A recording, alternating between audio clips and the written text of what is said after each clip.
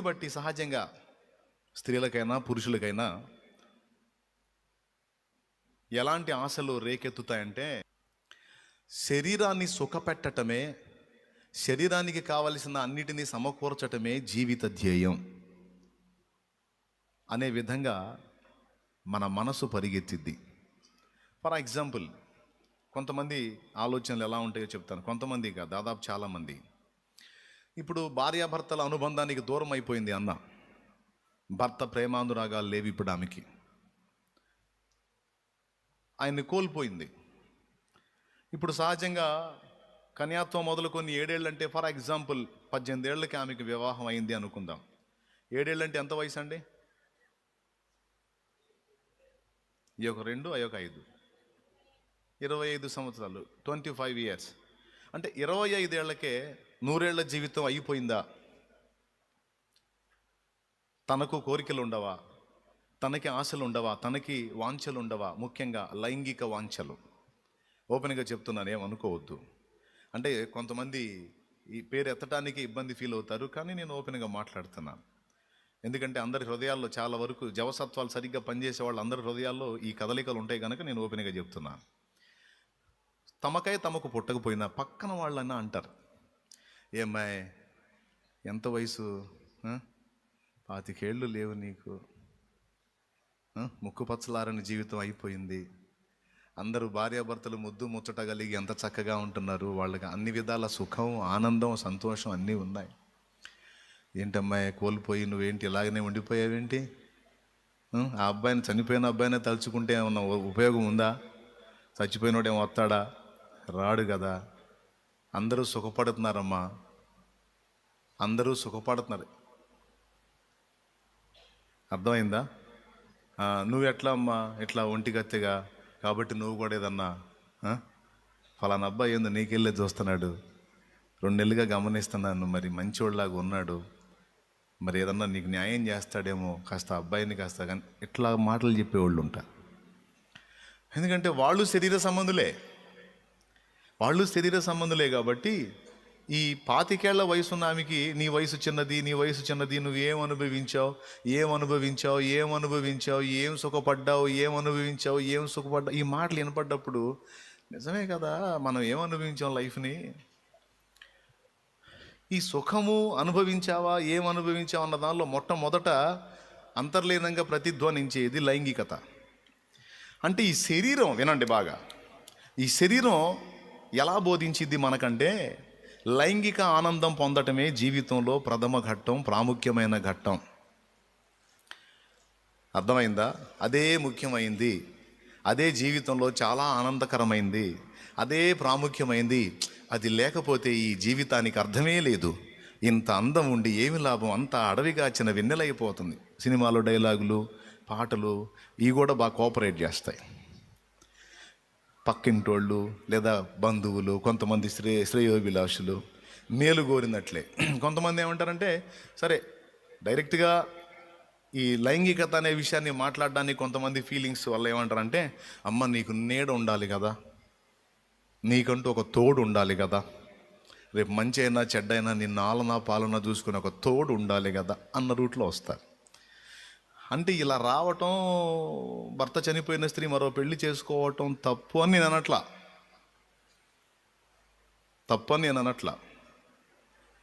సమాజం ఏ విధంగా ప్రేరేపించిద్దో, శరీరం ఏ విధంగా ప్రేరేపించిద్దో అది మాత్రమే నేను మీ దృష్టికి తెస్తున్నా, పురుషుడైనా స్త్రీ అయినా. కానీ నాకు తెలిసి అన్నాకి కూడా ఇలాంటి సోదరులు చాలా వచ్చి ఉండాలి. వచ్చి ఉంటాయా, వచ్చి ఉండవా? మీరేమంటారో చెప్పండి. కన్ఫామ్ అన్నాన్ని కూడా ఇలా అని ఉండొచ్చు. నీ భర్త చనిపోయాడు కనుక నువ్వు మరో వివాహం చేసుకోవటానికి యోగ్యురాలివి, ధర్మశాస్త్రం కూడా దాన్ని సపోర్ట్ చేస్తుంది అని కూడా చెప్పు ఉండొచ్చు. ఆమెని శరీరం కూడా వేధించి ఉండొచ్చు, ఎందుకంటే ఆమె కూడా ఆషేరు గోత్రికురాలైన ఆదాము సంతానమే, ఆమెలో కూడా ఆదాము రక్తమే పనిచేస్తుంది గనుక ఆమె శరీరం ఆమెను ఇబ్బంది పెట్టుండొచ్చు. బంధువులు, ఇంటివారు ఆమెని ప్రేరేపించి ఉండొచ్చు మరో వివాహానికి. నిజమే, నేను అందగత్తెని, నేను చాలా సౌందర్యంగా ఉన్నాను.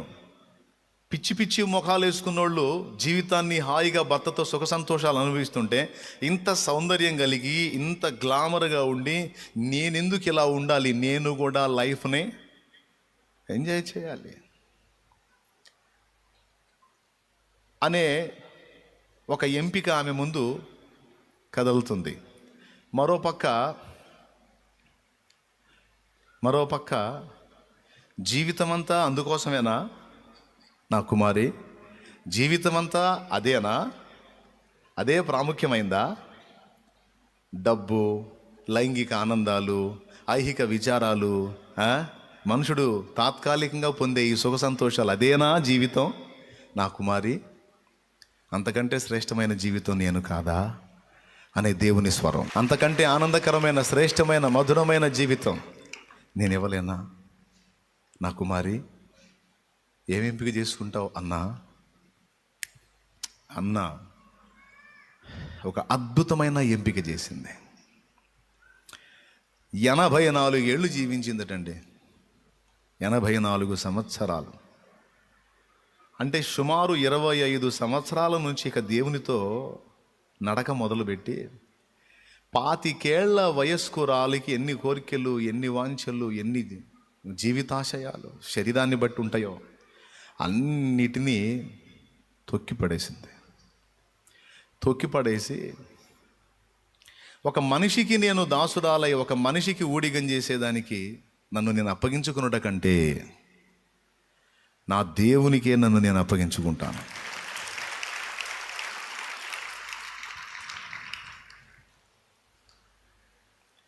ఎంత అద్భుతమైన ఎంపిక చెప్తా వినండి.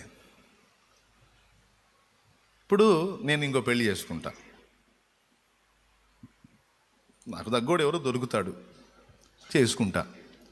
చేసుకున్నాక వాని ఇంట్లోనే పడుండి వానికి ఊడిగం చేయాలిగా.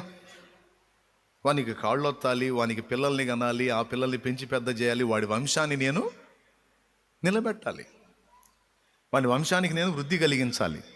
వానికి ఈ లైఫ్ని అప్పచెప్పేసి, ఈ తనువుని, ఈ ప్రాణాత్మలను అప్పచెప్పేసి వాని ఇంటనే పడుండి గూట్లో కూర్చొని ఆ పెట్టే ముద్ద వాడు తీసుకొచ్చి పెడితే తిని అట్లా బతికేసి లైఫ్ని అతనికి అప్పచెప్పటం ఒకటి. యెషయా గ్రంథంలో 54:5లో నిన్ను సృష్టించిన వాడు నీకు భర్త అయి ఉన్నాడు. దేవునికి స్తోత్రం. నిన్ను సృష్టించిన వాడు నీకు భర్త అయి ఉన్నాడని రాయబడి ఉంది కదా. నేనేదో ఒక నరుణ్ణి ఆశ్రయించి నరుడి దగ్గరికి వెళ్ళి వానికి ఊడిగం చేసి వాని వంశాన్ని వృద్ధి చేసి వానికి సేవ చేయటం కన్నా నేను నా దేవుని పాదాల చెంతకు వెళ్తాను. అదే నా అత్తగారి ఇల్లు అనుకుంటా. దేవునికి స్తోత్రం కలుగును గాక. ఇప్పుడు నేను అత్తగారింటికి వెళ్తే ఇంట్లోంచి బయటికి రానిరుగా, అంతా ఇంట్లోనే. భర్త వెళ్ళి కష్టపడి తీసుకొచ్చి నాకు అన్ని సమస్తం ఇంట్లోకి తీసుకొస్తాడు. కాబట్టి ఆ ఇంటనే పడి నేను అన్ని పనులు చేయాలి. అదేదో దేవుని ఇంట్లోనే పడుంటా. దేవునికి స్తోత్రం కలుగును గాక. చూసారా ఎక్కడ పడి ఉంటాను? నా దేవుని ఇంట్లోనే పడుంటా. అదే అత్తగారి ఇల్లు అనుకుంటా. అక్కడైనా నేను లోపలే గదిలోనే ఉండాలి. అదేదో నా దేవుని సన్నిధిలో వదిలిపెట్టకుండా నేను ఉంటే అక్కడ దొరికేదేమో ఈ లోకంలో ఈ జీవితం, అది 40 ఏళ్ళలో 30 ఏళ్ళలో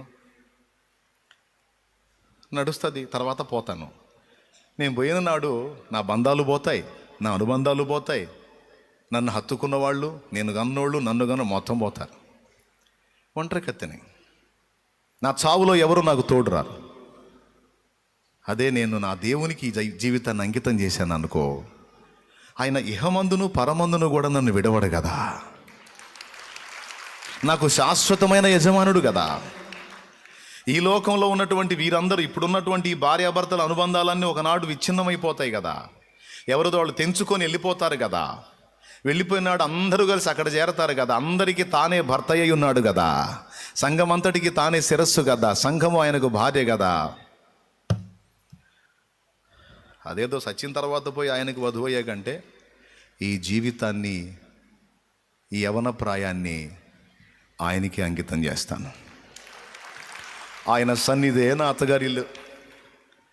ఆయనే నా యజమానుడు, నా ఏలినవాడు. Praise the lord. ఎందుకు ఈ మాట నేను చెప్పానంటే, దేవాలయమును విడువక రాత్రింబగళ్ళు ఉపవాసముల చేత ప్రార్థనల చేత దేవునికి సేవ చేయుచుండెను అనుంది. దేవాలయమును విడవలేదట. నిజమే, అత్తగారింటికి పోతే పద్దాకలి ఆడబడితే ఆడు బోనిస్తారా? ఏమండి, నేను బయటికి పోయి ఇద్దేస్తానంటే ఒక భర్త కనీసం బోరింగ్ దగ్గర కూడా బోనేడు, పంపు దగ్గర కూడా బోనేడు. నేనేం చేస్తా ఉండు, లోపలే ఉన్నా అంటే ఇల్లు దాటి బయటికి రానివ్వరు కొంతమంది. అప్పటి రోజుల్లో ఆ సిస్టమ్ ఇంకా ఎక్కువగా ఉండేది. గుడారంలోనే ఉండాలంతా. అదేదో నా దేవుని గుడారంలోనే నేను ఉంటాను, ఆయన సన్నిధిలోనే నేను సేవ చేస్తాను, ఆయనే నా సమస్తం. ఒక మనిషికి నేను ఊడిగం చేస్తే అది వానితోనే పోతుంది. ఒక దేవునికి, ప్రభువుకి నేను ఊడిగం చేస్తే అది శాశ్వతంగా నిలిచుంటుంది. కాబట్టి మనుష్య సేవ కంటే కూడా ముందు నేను దేవుని సేవకే ప్రయారిటీ ఇస్తాను. అయ్యయ్యో చిన్న ప్రాయం, కోరికలు ఎట్లా, వాంఛలు ఎట్లా, అయ్యయ్యో చాలామంది చాలా సుఖాలు అనుభవిస్తున్నారు, అయ్యో నీ లైఫ్ అంతా వ్యర్థమైపోతుంది కదా. నోరు ముయ్యవే శరీరమా, ముయ్యవే నోరు శరీరమా, మిడిసిపడే శరీరమా, ఉప్పొంగే శరీరమా, ఎంతవరకే నీ ఆనందం, నీ భోగం? ఏ రోగం రానంత వరకేనే. ఒక్క రోగం తగిలిందంటే అన్నీ పోతాయి. నీ లైంగిక ఆనందాలు పోతాయి, ఇచ్చలు పోతాయి, భోగాలు పోతాయి, రోగాలు వస్తాయి. ఎంత మాత్రమే, ఎన్ని సంవత్సరాలే. ఆయన ఎన్ని సంవత్సరాలను తృప్తి ఉందే శరీరమా? ఆశ తీరిందే శరీరమా? ఇంతవరకు చాలు అనిపించిందే శరీరమా? తింటానే ఉన్నావు, తృప్తి లేదు, ఇంకా కొత్త కొత్త రుచులు కావాలి. కడతానే ఉన్నావు, తృప్తి లేదు, చూస్తానే ఉన్నావు, తృప్తి లేదు, వింటానే ఉన్నావు, తృప్తి లేదు. ఏమండి, అన్నా అనేటువంటి ప్రవక్తికి ఇవన్నీ ఎదురైనప్పుడు తన శరీరమును గద్దించింది. ఉప్పొంగుతున్న తన శరీరేచ్ఛలను కాలి కింద తొక్కి పట్టింది. ఇప్పుడు చెప్పండి, ఆమె సామాన్యురాలా, తక్కువదా? 2 ఎంపికలు తన ముందుకి దేవుడు తెచ్చినప్పుడు దేవుణ్ణే కోరుకుంది. అందుకు గాను ఆమెకి ఎంత ధన్యత దక్కిందో తెలుసా? ఈ విశ్వమును నిర్మించినటువంటి నిర్మాణకుడైన ప్రభు కన్యగర్భాన భూమి మీద పుట్టినప్పుడు ఎంతమందికి ఆ బాలుడై ఉన్న యేసును చూసే ఛాన్స్ లభించిందో లేదో నాకు తెలియదు. కానీ అన్నా మాత్రం ఈ విశ్వాన్ని నిర్మించిన వాణ్ణి తన చేతులతో ఎత్తుకునే ఛాన్స్ వచ్చింది. ఎంత ఆధిక్యత ఇచ్చాడో చూడండి. విశ్వాన్ని నిర్మించిన వాడు యేసు, ఆకాశ మహాకాశాలను నిర్మించినవాడు. కలిగి ఉన్నది ఏది ఆయన లేకుండా కలగలేదు. సమస్తము ఆయన ద్వారా, ఆయన మూలంగా, ఆయన యందు సృజించబడింది అని కొలసై పత్రిక 1:15 సాక్ష్యం ఇచ్చింది. ప్రియులారా, అలాంటి మహనీయుణ్ణి ఆమె చేతులతో ఎత్తి పట్టుకునే ఛాన్స్ వచ్చి, ఒక్కసారి కిందికి చదువునానా. రాత్రింబగళ్ళు దేవునికి సేవ చేయుచుండెను. ఆ తర్వాత కింది చదువు. ఆమె కూడా ఆ గడియలోని లోపలికి వచ్చి దేవుని కొనియాడి యెరూషలేములో విమోచన కొరకు కనిపెట్టుచున్న వారందరితో ఆయనను గూర్చి మాట్లాడుచుండెను. అంతటా వారు ప్రభు ధర్మశాస్త్రం. చూసారా, యేసును చూసింది, యేసును ముద్దాడింది, యేసుని హత్తుకుంది. అంతేకాదు, ఆమెకు బయలుపరచబడిన సత్యాన్ని అప్పుడే ఆయనను గూర్చి ప్రకటించటం మొదలుపెట్టింది. ఇప్పుడు యేసును గూర్చి శుభవార్త చాటిన వాళ్ళలో మొట్టమొదటి వ్యక్తి ఎవరో గుర్తించారా మీరు?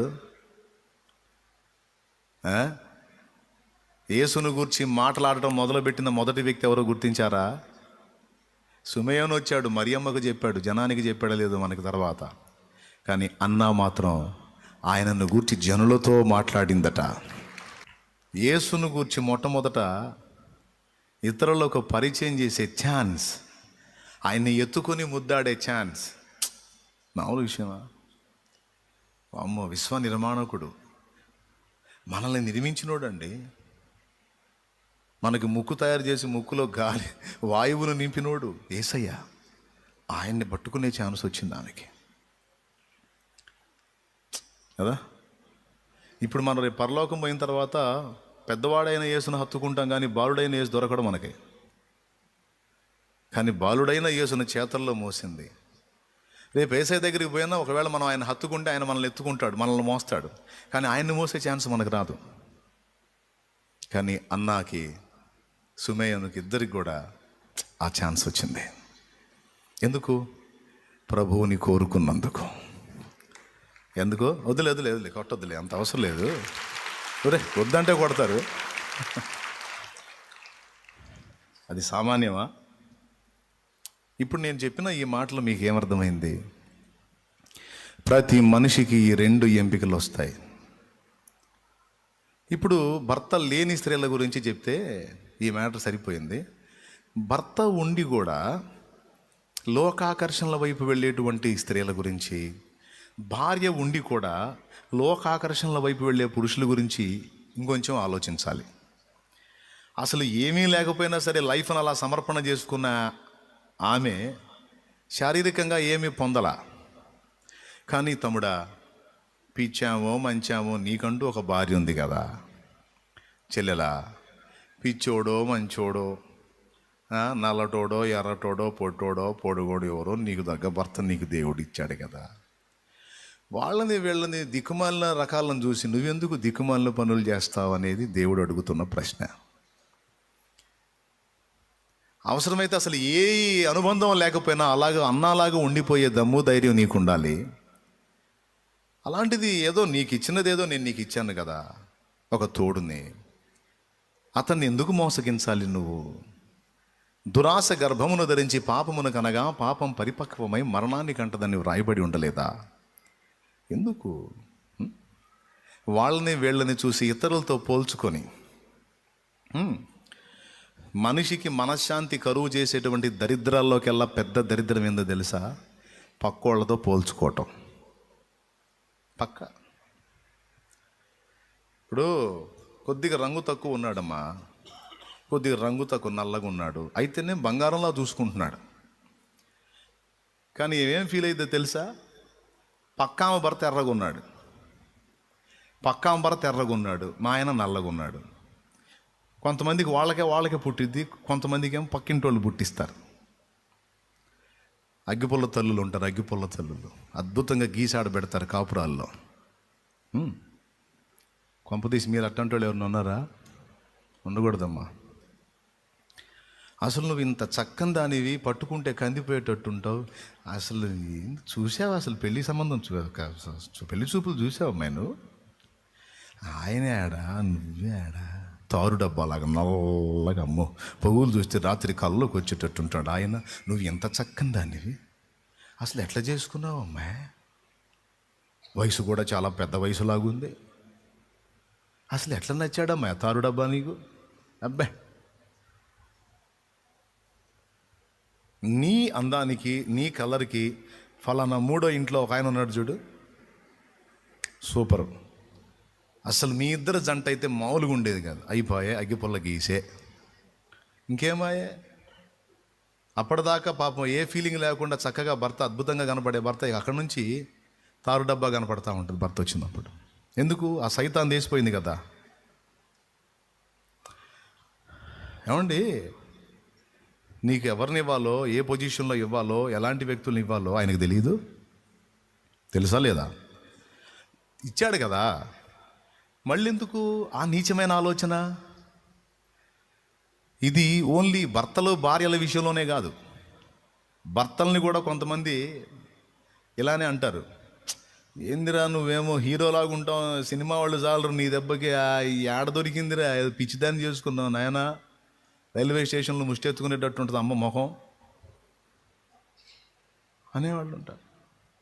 అప్పటిదాకా ప్రశాంతంగా కాపురం చేసుకునేవాళ్ళు ఈ దరిద్రుడు ఈ మాట అనగానే అప్పటి నుంచి వాడే రావాక నా దగ్గరికి అంటాడు. ఏందయ్యా నిన్నటిదాకా బాగా నన్ను ఎందుకు అంత కసిరించుకోండి, ఏంది ఆర్గ్యూ చేస్తున్నావు అంటాడు. బజార్లో నడుస్తూ ఉండేటప్పుడు కూడా నా వెనక నడవబాగు నువ్వు. అదేంది నీ వెంట నడవకపోతే నీ ఇటుపక్క నడవద్దన్నానా? నా వెనక రా, కొంచెం దూరంగా రా, నేను ముందు వెళ్తా, ఎక్కడో వెనక రా, నా పక్కన నడిస్తే నా చిరాకు పడుతుంది అంటాడు. వచ్చింది వాడికి కూడా గుణం వచ్చింది. ఏ గుణం? ఎందుకు? వాడు చెప్పాడు అనమాట, ఫలానోడి భార్య ఉంది చూడరా, హైటు వెయిట్ రంగు, నీ పర్సనాలిటీకి ఆ అమ్మాయి అన్నట్టయితే సూపర్ ఉండేదిరా. ప్రియులారా, పక్కోళ్ళతో పోల్చుకొని పచ్చని కాపురాల్ని నాశనం చేసుకున్న సోదోళ్ళు చాలామంది ఉన్నారు. పురుషుల్లో ఉన్నారు, స్త్రీలలో ఉన్నారు. పక్కోళ్ళతో పోల్చుకొని జీవితాల్ని నాశనం చేసుకొని మనశ్శాంతిని కోల్పోయి భ్రష్టు పట్టి సభ్య సమాజంలో అవమానం, కన్న పిల్లల దగ్గర దారుణమైన అవమానం, లైఫ్లో కొలాప్స్ అయిపోయిన వాళ్ళు చివరికి ఆత్మహత్యలు చేసుకొని వచ్చారు. నేను ఎందుకు ఈ విషయాలు చెప్తున్నానంటే, శరీరం ఒక పక్క రేపుతుంటే శరీర సంబంధులు ఒక పక్క ప్రోత్సహిస్తూ ఉంటారు. దేనికి? శరీర వాంఛలు తీర్చుకోమని. జీవితం అంతా శరీరం కోసమేరా అన్న అనుభూతి నీ శరీరం నీకు పుట్టించిద్ది. శరీర సంబంధులు కూడా నీకు అదే నేర్పుతారు. ఇక్కడ నువ్వు ఎంపిక చేసుకోవాలి. ఇతరులతో పోల్చుకోవటం అనే విషయం చిన్న విషయం కాదు. మనశ్శాంతిని నాశనం చేసే విషయం అది. దేవుడు ఎవరికి ఇచ్చే విలువ వాళ్ళకి ఇస్తాడు, ఎవరికి ఇచ్చే లైఫ్ వాళ్ళకి ఇస్తాడు. ఎంత చెట్టుకు అంత గాలి. ఎందుకు ఇతరులతో పోల్చుకోవాలి? నీకున్న స్థాయి ఏదో నీకుంది. ఇప్పుడు ఉదాహరణకండి,